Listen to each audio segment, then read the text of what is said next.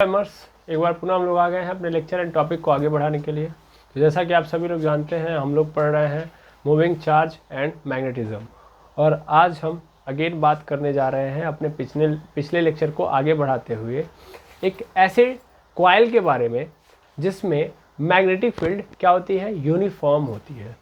मतलब sir uniform तो अभी तक बात ही नहीं की गई, ना ही नॉन यूनिफॉर्म की बात की गई। तो यूनिफॉर्म मैग्नेटिक फील्ड और नॉन यूनिफॉर्म मैग्नेटिक फील्ड थोड़ा सा पहले समझाइए। ओके, तो जैसा कि आप सभी लोग जानते हैं कि हम लोग अब तक कई लोगों के द्वारा उत्पन्न मैग्नेटिक फील्ड देख चुके हैं। यस बिल्कुल।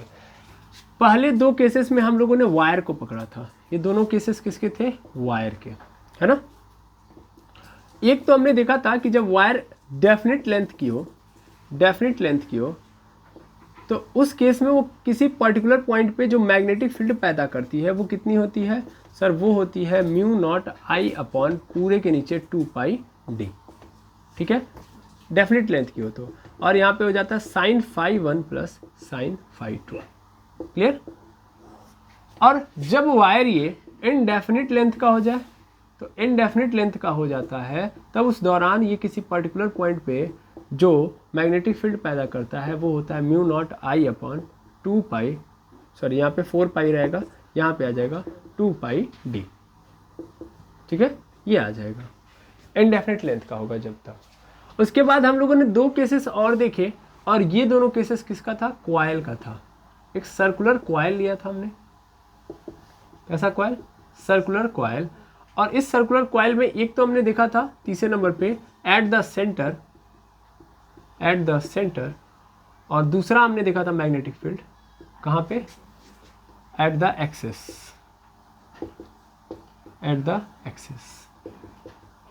एक्सिस के ऊपर। ठीक है, अगर हम सेंटर पे देखो तो जो मैग्नेटिक फील्ड इस सर्कुलर कॉइल द्वारा उत्पन्न किया जाएगा, ये सभी क्या है? Current carrying. यहाँ पे भी करंट कैरिंग वायर है और यहाँ पे करंट कैरिंग सर्कुलर कॉइल है। ओके, तो B की जो वैल्यू मिलेगी आपको वो क्या मिलेगी? तो यहाँ पे मिलेगी सर म्यू नॉट। अगर क्या बोलते हैं, बहुत सारे एन टर्म्स के क्या है, लूप है, मतलब बहुत सारे लूप है, तो उस केस में हम लोग क्या कर देते हैं, एन लगा देते हैं, मैंने एन लूप है, और एन म्यू नॉट आई अपॉन पूरे के नीचे क्या हो जाएगा? तो यहाँ पे हो जाएगा 2a हो जाएगा, 2a हो जाएगा। अब उसके बाद अगर एक्सिस पे है तब, तो एक्सिस पे अगर ये होता है तब उस केस में जो B की वैल्यू होती है वो क्या होती है? तो mu naught I into A square upon 2x square plus A square पूरे पे पावर 3/2 ये आता है। क्लियर है? अब थोड़ा ध्यान से इन सबको देखिएगा। ये 4 फार्मूले मैंने यहाँ पे बनाए हैं। ठीक है, ये 4 फार्मूले मैंने बनाए हैं, और इन चारों की कहानी अगर आप ध्यान से देखें तो इन चारों में जो B है वो एक्चुअल में क्या है? वेरी करने वाला है, यानी B डिपेंड कर रहा है और B बार बार क्या करेगा? वेरी करेगा। मान लो अगर हम यहाँ पे क्या कर रहे हैं, जैसे अगर मान लो इस एक्सिस पे ले रहे हैं और एक्सिस की डिस्टेंस, मतलब एक्सिस क्या, यहाँ पे एक कॉइल रखा गया है और ये इसकी एक एक्सिस है, तो एक्सिस के इस पॉइंट पे लिया जिसकी डिस्टेंस यहाँ से लेके यहाँ तक कितनी है? A है ना, सॉरी A नहीं, X है। क्या है? X है। तो X मैंने माना हुआ है, X रखा हुआ है। अगर मैं इस X की वैल्यू को बढ़ाता या घटाता हूँ तो वैल्यू क्या होगी? 100 नहीं, 200% क्या होगी? चेंज होगी ना, यहाँ पे क्या होगी? चेंज होगी। ठीक, ऐसे ही ध्यान से समझिएगा। अगर मैं इस A पॉइंट को घटाऊँ या बढ़ाऊँ, तो A को फिक्स रखोगे, A को घटाने बढ़ाने की जरूरत नहीं है, तो X से बढ़ाने घटाने से भी चेंज हो रहा है। ऐसे यहाँ पे भी देख लो, यहाँ भी A बढ़ाने घटाने पे भी क्या होगा? चेंज होगा। और ऐसे ही यहाँ पे देखो D बढ़ाने पे और घटाने पे क्या होगा? चेंज होगा। यहाँ भी D बढ़ाने और घटाने पे चेंज होगा। तो ले देखिए चारों के चारों कैसी है सर? यूनिफॉर्म मैग्नेटिक फील्ड है, यानी इन चारों जगहों पे जो मैग्नेटिक फील्ड आएंगी कैसी होंगी? यूनिफॉर्म। यूनिफॉर्म का मतलब क्या होता है? जो बदल जाए, है ना, जो बदल जाए, हर वक्त एक ना रहे, है ना। तो अगर आपने कुछ भी वेरिएशन लाया तो ये मैग्नेटिक फील्ड क्या हो जाएगी? बदल जाएगी। ठीक है, तो अगर हम इनकी सहायता से चाहें ऐसे डिवाइस को चलाना जिसको किसकी जरूरत हो? यूनिफॉर्म मैग्नेटिक फील्ड की, तो वो क्या चल पाएगा? नहीं भाई, मैग्नेटिक फील्ड हमें डेवलप करना होता है। ठीक है ना। जैसे इलेक्ट्रिक फील्ड हमें डेवलप करके बहुत सारे डिवाइसेस बनाई है हमने, वैसे ही मैग्नेटिक फील्ड को भी हमें क्या करना पड़ेगा, डेवलप करके बहुत सारे डिवाइसेस देखनी है। बहुत सारे ऐसे डिवाइसेस हैं जो मैग्नेटिक फील्ड डेवलप होने पे काम करते हैं, ठीक है ना।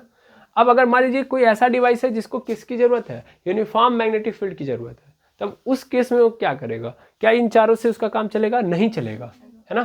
तो उस केस में हमें जरूरत है ऐसे मैग्नेटिक फील्ड की जो यूनिफॉर्म हो, और ऐसा हमें व्यवस्था बनाना पड़ेगा, अरेंजमेंट बनाना पड़ेगा, ठीक है। तो इन चारों को लाइन बाय लाइन हम लोगों ने जब पढ़ लिया तब हमें पता चला कि ये सब के सब क्या है, यूनिफॉर्म मैग्नेटिक फील्ड नहीं, मैंने गलती से यहाँ पे यूनिफॉर्म लिख दिया, सॉरी, यहाँ पे नॉन यूनिफॉर्म है ना। तो नॉन यूनिफॉर्म मैग्नेटिक फील्ड है, मुझे यूनिफॉर्म की जरूरत है। तो हमने क्या किया, हमने इन सभी व्यवस्थाओं को ऑब्जर्व करके एक नई व्यवस्था का निर्माण किया। अब नई व्यवस्था क्या बनाई जिसके कारण यूनिफॉर्म मैग्नेटिक फील्ड पैदा हुई, चलिए आइए समझते हैं। तो जैसे ध्यान से समझेंगे, तो मैंने दो कॉइल लिया, दो सर्कुलर कॉइल ले लिया, ठीक है। ये एक कॉइल है और ये दूसरा कॉइल है, ठीक। इसका जो रेडियस है मैंने क्या ले लिया, इसका रेडियस ए ले लिया, और इसका भी जो रेडियस है वो क्या ले लिया, ए ले लिया, ठीक है। और इन दोनों कॉइल को कितने डिस्टेंस पे रखा, कितने डिस्टेंस पे, तो ए डिस्टेंस पे रखा। समझ पा रहे हैं, मतलब इस और इस कॉइल को इनके रेडियस के बराबर डिस्टेंस पे रखा है। दोनों कॉइल कितने डिस्टेंस पे हैं, दोनों कॉइल सर ए डिस्टेंस पे। ध्यान से समझिएगा, इस चीज को पकड़िए थोड़ा सा। ये क्या है, ये मैं एक काम करता हूँ, ऐसे समझाता हूँ। मेरे पास वो है, एक दीजिएगा, एक नहीं दो चाहिए मुझे।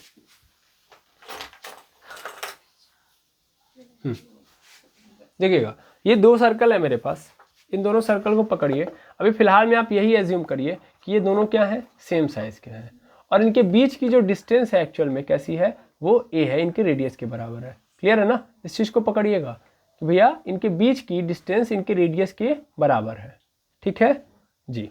ये पकड़ना था आपको, ओके।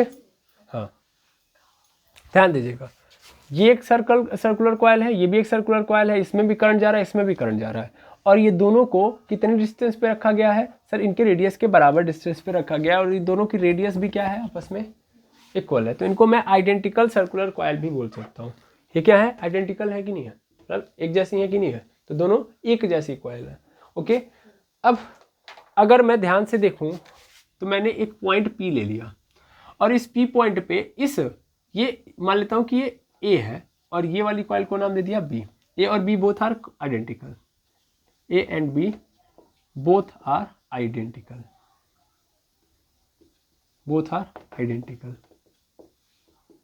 Both are identical. इस पार्ट को पकड़ लीजिएगा कि आइडेंटिकल होने का मतलब क्या होगा, कि दोनों का रेडियस क्या होगा, इक्वल होगा, यानी दोनों सेम साइज के सर्कुलर कॉइल होंगे, ठीक है। बोथ आर, लिख दे रहा हूँ, आइडेंटिकल सर्कुलर कॉइल, पूरा लिख लीजिए, सर्कुलर कॉइल, ठीक है। And placed at a centimetre या ए डिस्टेंस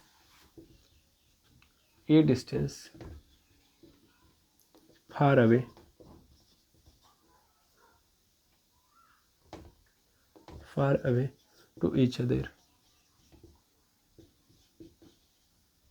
ठीक है ना, यानी ए दूरी पर ये रखी गई है, ठीक है। समझिएगा ध्यान से भाई, देखो करंट दोनों में फ्लो होगा तो दोनों की डायरेक्शन भी क्या होगी, करंट के फ्लो की भी डायरेक्शन क्या होगी, सेम। देखो कितना आइडेंटिकल है, लगभग आइडेंटिकल है ना, सब कुछ सेम चल रहा है, जो इस कॉइल में है वही इस कॉइल में भी है। तो अगर आपसे पूछा जाए कि इसके द्वारा जो मैग्नेटिक फील्ड प्रोड्यूस किया जाएगा P पे वो कितना होगा, तो सर इसके लिए जो P है ना वो इसका एक्सिस है, वो क्या है, इसका एक्सिस है। अगर मैं सिंपली इस कॉइल को पकड़ूं तो यही तो व्यवस्था बनाई है आपने, अगर इस कॉइल को पकड़ूं तो ये P है कि नहीं है, और इस वाले कॉइल को पकड़ूं तो इसके लिए ये वाला P है, तो ये क्या है, इसके लिए भी एक्सिस पे है और इसके लिए भी एक्सिस पे ही है ये P। दोनों कॉइल के लिए ये जो P है वो क्या है, एट द एक्सिस, यस और नो। अब मैं जानता हूं कि एक सर्कुलर कॉइल एक्सिस पे कितना मैग्नेटिक फील्ड प्रोड्यूस करती है ना। तो magnetic field magnetic field at the axis और ऑन द एक्सिस लिखिए, ऑन द एक्सिस कितना होगी, तो sir B is equal to वो होती है, अभी जस्ट बताया गया था, mu naught I into A square upon पूरे के नीचे 2x स्क्वायर प्लस ए स्क्वायर पे पावर 3/2। और अगर मान लीजिए n टर्म में कॉइल है तो इसके केस में आपको n से क्या कर देना है, मल्टीप्लाई कर देना है, ठीक है ना। यानी कई सारे हैं, यानी ये जो कॉइल है ये पूरा का पूरा क्या लूप लेके आया है, ठीक है ना। तो n टर्म में इसके अगर लूप है तो n से मल्टीप्लाई कर देंगे, ठीक है। तो अगर ध्यान से देखा जाए तो इसके लिए और इसके लिए यही फॉर्मूला लगेगा, है या ना। चलिए इसके लिए अगर हम लगाएं तब, इसके लिए अगर हम लगाएं तो ध्यान से देखिएगा, इसके लिए क्या है, ये a रेडियस है और यहाँ से यहाँ तक दूरी बताइए। तो एक्चुअल में क्या है ना कि ये पूरा डिस्टेंस a है, तो इसके आधे पे रखा गया है, तो आधे पे रखा गया मतलब a/2 है कि नहीं है, यानी यहाँ से लेके यहाँ तक जो डिस्टेंस है वो a/2 है। देखने में ज़्यादा लग रहा है बट है कितना, a/2। ऐसे इसका रेडियस कितना है, a है, लेकिन इसका यहाँ से मतलब इसके सेंटर से ये जो p है वो कितने डिस्टेंस पे है, a/2 पे है, ठीक है। तो मुझे ये मिल गया a/2। ये a/2 है किसके जगह पे, सर ये a/2 एक्चुअल में x के जगह पे है, तो x इज इक्वल टू क्या मिल गया मुझे, a/2। ये क्या था sir, a is the radius, यहाँ पे देखना ये डिस्टेंस है, ये क्या है, डिस्टेंस है, और ये क्या था, रेडियस था, है ना, ये रेडियस था और ये क्या था, डिस्टेंस। तो मुझे मिल गया कि डिस्टेंस कितना है, वो a/2 है। अब ध्यान से देखोगे तो इस चीज़ को यहाँ पे पुट कर सकता हूँ मैं। तो ध्यान देना कि यहाँ पे मान लेता हूँ कि इसके द्वारा कितना मैग्नेटिक फील्ड प्रोड्यूस किया जा रहा है, B1, और इसके द्वारा B2। क्या ये दोनों बराबर नहीं प्रोड्यूस करेंगे, बिल्कुल सभी चीज़ें तो सेम है। तो जो मैग्नेटिक फील्ड प्रोड्यूस किया जाएगा अगर मैं देखूँ इन दोनों के द्वारा वो B होगा, और ये जो B होगा इसका और इसका अलग अलग मैं लेके चलूँ, यानी B1 प्लस B2 कर दूँ, तो एक्चुअल में B1 और B2 आपस में क्या है, B1 और B2 क्या है, बराबर है। दैट मीन्स मैं यहाँ पे क्या लिख सकता हूँ, 2B लिख सकता हूँ, नहीं लिख सकता हूँ, यानी B इज इक्वल टू क्या होगा यहाँ पे, एक्चुअल में 2 मल्टीप्लाई B1 ही कर दो, ठीक है ना।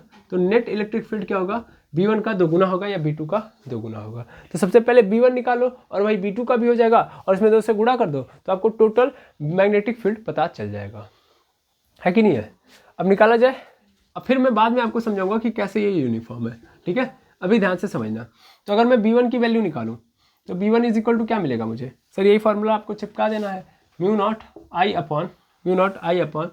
आई इंटू ए स्क्वायर अपॉन, यहाँ पे क्या हो जाएगा, यहाँ पे 2 इंटू एक्स के जहाँ पे क्या डाल दो, a/2 डाल दो, और प्लस a/2 का स्क्वायर पहले करना है ना, स्क्वायर प्लस a स्क्वायर, और पूरे पे पावर क्या आ जाएगा, 3/2 आ जाएगा, ठीक है।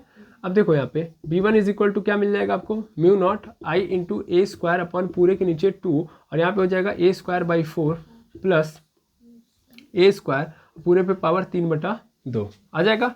B1 इज इक्वल टू, और निकालो आप इस यहाँ से, तो mu naught I into A square ऐसे ही रहेगा। यहाँ से मैं a स्क्वायर कॉमन निकालना चाहूँ तो क्या मैं निकाल सकता हूँ, मतलब a स्क्वायर कॉमन ले लो, तो यहाँ पे 2 इंटू यहाँ पे क्या हो जाएगा a स्क्वायर, और ब्रैकेट में हो जाएगा 1/4 प्लस 1 हो जाएगा, क्योंकि ये स्क्वायर तो बाहर कर लिया। अब पूरे पे पावर क्या है, 3/2। अगर मैं इस a स्क्वायर की केवल बात करूं तो a पे पावर 2 है, उस पर 3 पे पावर 2 दे सकता हूं क्योंकि मल्टीप्लाई में है, तो 2 से 2 कैंसिल हो जाएगा, क्या बाहर निकल जाएगा, a पे पावर 3। यानी यहाँ से अगर ध्यान से देखो तो क्या मिल रहा है, सर मिल रहा है B1 is equal to 2 mu naught, मैंने n यहाँ पे नहीं रखा है, n लास्ट में रख दिया जाएगा, ठीक है ना। यहाँ पे mu naught I into A square upon पूरे के नीचे 2a पे पावर 3, क्योंकि ये देखो 3/2 है, इस 2 से ये 2 कैंसिल, तो इस पे पावर क्या आ जाएगी 3। और इधर अंदर देखो क्या खेल हुआ, 4 एक कम 4, 4 में 1 जोड़ देंगे कितना हो जाएगा 5, 5/4, पूरे पे पावर क्या आ जाएगा 3/2 आएगा, हाँ या ना, बिल्कुल ये आ जाएगा अपने पास। यहाँ पे a स्क्वायर से ये क्या हो जाएगा, कैंसिल हो जाएगा। B1 इज इक्वल टू क्या मिल गया मुझे, म्यू1 आई अपॉन यहाँ पे 2a पावर क्या आ जाएगी 5/4 पे पावर 3/2। अच्छा मैं इसको भी लिखना चाहूँ तो लिख सकता हूँ √5/2 का स्क्वायर, और पूरे पे पावर में क्या लिख सकता हूँ 3/2 लिख सकता हूँ, नहीं लिख सकता हूँ, लिख सकता हूँ। यहाँ से 2 से 2 क्या हो जाएगा, कैंसिल आउट हो जाएगा, पूरे पे पावर क्या आ जाएगी 3 आ जाएगी, यानी B1 इज इक्वल टू क्या आ गया, म्यू नॉट आई अपॉन पूरे के नीचे 2a और √5/2 पे पावर होल क्यू आया, हाँ या ना। अब इसको कैलकुलेट करना है तो पहले फटाफट आप क्या कर लीजिए, इसको नोट डाउन कर लीजिए। चलिए अब मैं यहाँ से इसको उठा के लेके आता हूँ, तो B1 इज इक्वल टू क्या आ जाएगा अपने पास, म्यू नॉट इंटू आई अपॉन पूरे के नीचे 2a है, और वहाँ पे क्या है √5 पे पावर 3 है, और पूरे के नीचे क्या है 2 पे पावर 3 है। 2 से 1 तो कैंसिल हो जाएगा, है ना, 2 से 3 है, सॉरी 2 पे पावर 3 है तो 1 कैंसिल हो जाएगा, स्क्वायर बचेगा, स्क्वायर को ऊपर भेज दो यानी 4 हो जाएगा। तो b1 इज इक्वल टू क्या मिल गया, म्यू नॉट आई, या सीधा सीधा ऐसे लिख दो 4 म्यू नॉट आई अपॉन पूरे के नीचे बचेगा अपने पास a √5 पे √3 है, √5 पे 3 है, सॉरी √5 पे 3 होने का मतलब क्या, 3 बार करना है, √5 इंटू √5 इंटू √5, तो इसका तो क्या हो जाएगा, कैंसिल आउट हो जाने के बाद 5 मिल जाएगा, यानी 5 मिलेगा, है ना। तो अपने पास क्या आ गया 5 ये वैल्यू आ गई, बिल्कुल। और यही अपने b1 का मान है, तो b1 का मान मिल गया। तो अगर मैं नेट इलेक्ट्रिक फील्ड निकालना चाहूँ इस पॉइंट पे तो कितना होगा sir, b is equal to हो जाएगा, b is equal to b1 plus b2 था, या मैंने इसको कैलकुलेट करके क्या बता दिया था 2b1, है ना, तो 2b1 लिख दूंगा, बिल्कुल। तो b इज इक्वल टू क्या मिल जाएगा 2 इंटू b1 की वैल्यू 4 म्यू नॉट आई अपॉन पूरे के नीचे a 5 आएगा, बिल्कुल। अब ये देखो 4 दूना क्या हो जाएगा 8, कांस्टेंट को बाहर कर लो, मतलब 4 दूना 8 यहाँ पे और यहाँ पे, तो बाहर हो जाएगा तो क्या हो जाएगा 8 बटा 5 कड़ी में 5 आएगा म्यू नॉट आई अपॉन पूरे के नीचे a, 4 दूना 8, 5 कड़ी में 5 बाहर आ गया।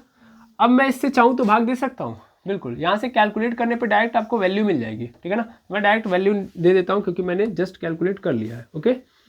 तो यहाँ पे 5 है, मैं अगर यहाँ पे कैलकुलेट करूँगा इसको तो मेरे पास आ जाएगा 0.716, और यहाँ पे हो जाएगा म्यू नॉट आई अपॉन पूरे नीचे a, और ये आ गया अपने पास magnetic field at the p, ठीक है, यानी p पे मैग्नेटिक फील्ड इतना प्रोड्यूस होगा। अब क्वेश्चन ये है कि सर यूनिफॉर्म कैसे है ना, क्या इस p को मैं घटाऊं बढ़ाऊं, यानी मैं इस p पे हूं तो इतना है, इधर जाऊंगा तो, और इधर जाऊंगा तो बढ़ेगा या घटेगा नहीं, हमेशा ये कांस्टेंट रहेगा। तो एक बात मैं समझा दूं, ये कांस्टेंट है तो इन दोनों के बीच में, ठीक है ना, इन दोनों के बीच में ये कांस्टेंट है। अब कारण समझना क्यों, अगर मान लो इस इधर से मैं इधर जा रहा हूँ, तो इधर जब मैं जाऊंगा तो इसके द्वारा उत्पन्न किया गया मैग्नेटिक फील्ड घटेगा तो इसके द्वारा बढ़ जाएगा, इधर जितना घटेगा उधर इतना बढ़ जाएगा। अगर मैं इधर जा रहा हूँ तो इसके द्वारा जो प्रोड्यूस किया जा रहा है मैग्नेटिक फील्ड वो कम होगा, तो इधर जा रहे हो तो प्लस हो जाएगा, यानी इसके द्वारा प्लस हो जाएगा, यानी ए से दूर जाओगे तो ए के द्वारा मतलब ए का कम होगा तो बी वाला बढ़ जाएगा उतना, समझ में आ रहा ना। तो ऑलवेज जो है ये बैलेंस हो जाएगा, समझ में आ रहा ना। इधर उधर आप घूमते रहिए, आप इधर यहाँ चले जाइए या यहाँ चले जाइए या यहाँ चले जाइए, कहीं आप चले जाए, ठीक है ना, एनीवेयर, लेकिन इन दोनों के बीच में, इसके इधर नहीं, इधर कुछ नहीं, पीछे चले गए आप इस बी के भी पीछे या ए के भी पीछे, तो 100% कोई मैग्नेटिक फील्ड आपको नहीं मिलेगी। मैग्नेटिक फील्ड मिलेगी बट ये वाली नहीं मिलेगी, यूनिफॉर्म वाली नहीं मिलेगी। तो देखिए यहाँ पे यूनिफॉर्म हो रहा है कि नहीं हो रहा है, कारण समझ में आ गया है ना, कारण समझ में आ गया। इधर जाओगे तो इसका घटेगा लेकिन इसके द्वारा बढ़ जाएगा, इधर जाओगे तो इसका घट जाएगा लेकिन इसके द्वारा बढ़ा दिया जाएगा, तो जितना इधर घटेगा उधर बढ़ा देगा, यानी एक घटाएगा मतलब एक के द्वारा घट रहा है क्योंकि दूर जा रहा हूँ मैं उससे तो घट रहा है, तो दूसरा उसके पास जा रहा हूँ तो बढ़ा देगा, क्लियर है। तो ये बन गया हमारे पास यूनिफॉर्म मैग्नेटिक फील्ड, क्लियर है। अब इसी चीज को आप कंपेयर भी कर सकते हो किसके साथ, अगर मान लीजिए हम सेंटर पे चले जाए, है ना, तो सेंटर पे एक सर्कुलर कॉइल के द्वारा जो सेंटर पे प्रोड्यूस किया जाता है वो कितना होता है सर, वो होता है, मान लेता हूँ कि अगर मैं सेंटर पे निकाल रहा हूँ तो सेंटर पे कितना होगा, बताइए फटाफट। सेंटर के लिए फार्मूला हमने देखा है म्यू नॉट आई अपॉन 2a होता है कि नहीं होता है, बिल्कुल। तो ये BC की वैल्यू है, यानी magnetic field at the centre इतना होता है। अगर मैं कंपैरिजन करूँ इसके साथ, किसके साथ, इसके साथ, तो मैं क्या करूँगा B में डिवाइड कर दूंगा BC से, तो इसका मतलब क्या हो जाएगा 0.716 आएगा, और यहाँ पे म्यू नॉट आई अपॉन ए हो जाएगा और पूरे के नीचे यहाँ पे म्यू नॉट आई अपॉन 2a आ जाएगा। ये इस पूरे से ये पूरा का पूरा कैंसिल, तो क्या बचा अपने पास सर, ये 2 ऊपर चला जाएगा, है ना, डायरेक्ट 2 को ऊपर भेज दो, 2 तो ऊपर चला जाएगा, यानी क्या आ जाएगा, तो sir B upon BC is equal to आ जाएगा 0.716 है तो गुणा कर दो तो क्या हो जाएगा 2 छक्के 12, 2 एक कम 2 एक 3, 2 सत्ते 14, यानी 1.432 आ जाएगा। और बी सी को उधर भेज दो, तो बी इज इक्वल टू क्या आ जाएगा 1.432 बी सी आएगा कि नहीं आएगा। यानी इस पर्टिकुलर पी पॉइंट पे जो मैग्नेटिक फील्ड प्रोड्यूस किया जाएगा या इनके बीच में जो प्रोड्यूस किया जाएगा, ऐसे समझ लो, वो सेंटर के इतना गुना होगा, है ना। यानी किसी पर्टिकुलर कॉइल के सेंटर पे जो मैग्नेटिक फील्ड प्रोड्यूस होगा, चाहे बी हो चाहे ए हो, वो एक्चुअल में उसका अगर मैं इतना गुना कर दे रहा हूं तो उसके बीच में होगा। यानी क्या हो रहा है, इस सेंटर से ज़्यादा यहाँ पे हो रहा है कि नहीं हो रहा है। देखिए इसका इतना गुना कर दिया गया है कि नहीं है। इतना गुना कर देने का मतलब ध्यान से देख रहे हैं ना, एक ऑलरेडी आ रहा है और ये 432 क्या है, प्लस में ही तो है, तो उससे ज़्यादा ही तो है। देखो अगर मान लो सिंपली एक लिखा गया हो तो एक का मतलब ये क्या है, उसके बराबर है। अगर नहीं समझ में आ रहा है तो इसको मैं ऐसे समझा सकता हूँ, 1.432 BC है ना, इसको फील लेने के लिए तुम चाहो तो इसको थोड़ा सा तोड़ सकते हो, इसको लिख सकते हो 1 + 0.432 लिख सकते हो BC, है ना। अब इससे जब मल्टीप्लाई करोगे तो क्या हो जाएगा, B is equal to BC + 0.432 BC होगा कि नहीं होगा। तो ये BC और BC में ये एक्स्ट्रा BC आया कि नहीं आया, आया ना। यानी ये क्या एक्स्ट्रा है कि नहीं है। वही मैं कह रहा हूं कि सेंटर पे जितना मैग्नेटिक फील्ड प्रोड्यूस होगा एक सर्कुलर कॉइल पे, उससे ज़्यादा इसके बीच में होगा। और इसको हम क्या बोलते हैं, अब इसको हम क्या बोलेंगे, यानी ऐसे को हम क्या बोलेंगे, ये जो कॉइल आपने बनाया है इसको हम क्या नाम देंगे,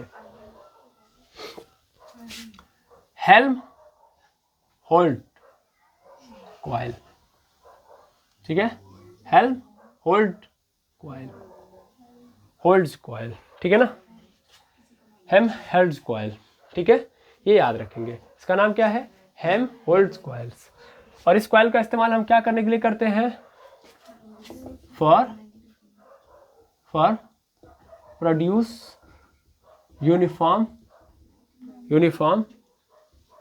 मैग्नेटिक फील्ड। ठीक है, आई होप समझ में आ गया होगा। ठीक है, तो इसको आप नोट डाउन कर लेंगे और इस तरीके से हम लोगों ने एक नई कहानी भी समझ ली। तो आई होप ये भी कहानी आपको अच्छे से समझ में आ गई होगी। इसी उम्मीद के साथ आज के लेक्चर को ये एंड करूँगा, मिलूंगा नेक्स्ट लेक्चर में। Thank you very much एमर्स।